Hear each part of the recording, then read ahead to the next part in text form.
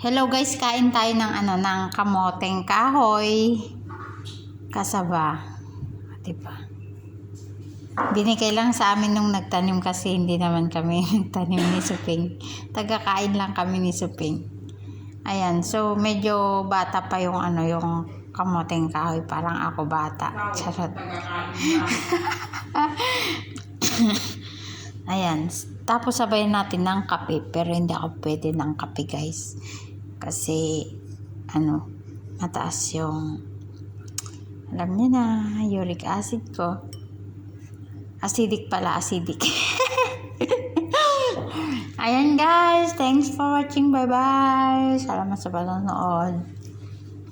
Kain po tayo. Ayan, isawsaw natin sa asukal. Yan ang the best. Ayan, bye-bye. Thanks for watching. Love you all.